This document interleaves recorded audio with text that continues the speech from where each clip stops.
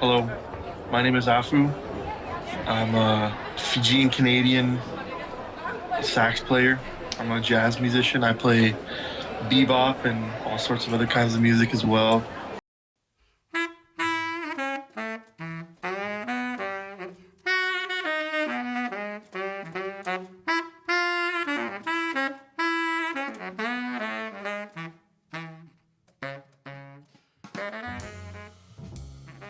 Hey guys, my name is Josh, and I had the privilege to interview my friend Afu about his life as a jazz musician. Here's some excerpts from that. Hey Afu, how would you say your path through jazz now differs in regards to how equitable Canada is now compared to back at jazz's cultural birth in an era of discrimination/segregation? I think there's definitely no like cultural divide in the music itself now. Um, like back in the day, like the white musicians play with the white musicians. Bill Evans played with Scott LaFaro and I forgot his drummer, um, who's also a white dude, and then Oscar Pearson. Actually, Oscar Pearson's a bad example, but like Wynton Kelly played with like Paul Chambers and Philly Joe, and they didn't really you know like cross paths, I guess, or like cross segregational boundaries.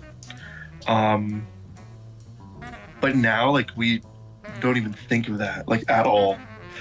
We may think of it from like a standpoint of like, okay, what kind of music did you grow up listening to, and how is that going to affect your ability to play the music that we're going to play?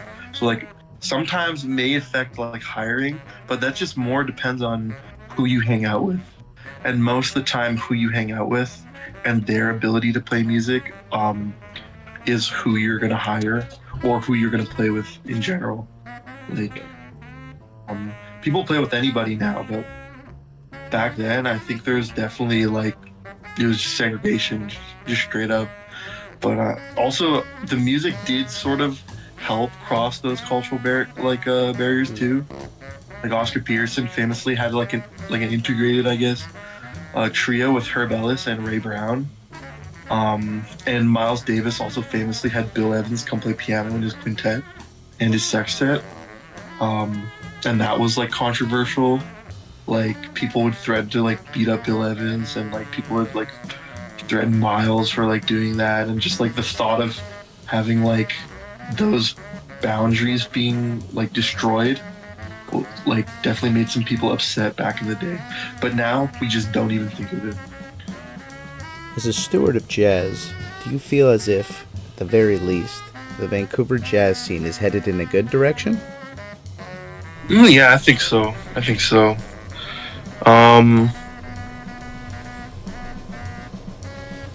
I think it's also a little hard to. I mean, I'm hopeful, obviously, but I think it's hard to say sometimes because Vancouver is just one of the most different jazz scenes I've ever like been a part of.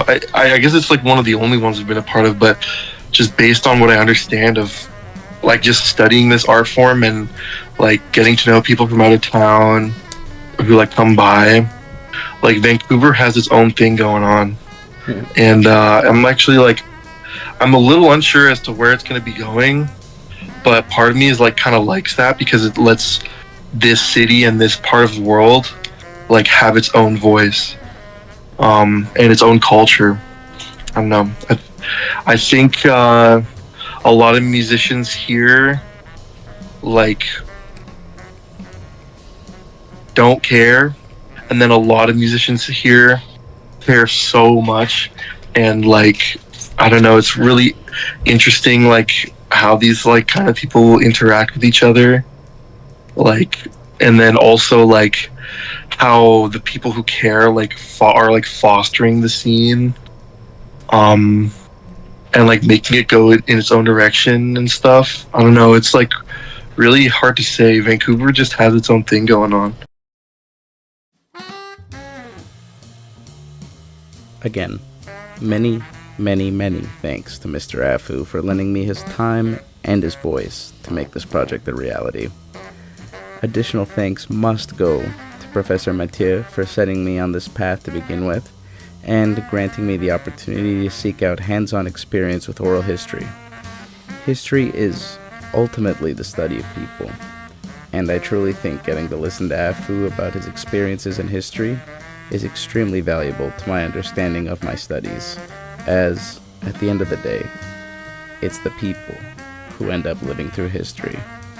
Thank you.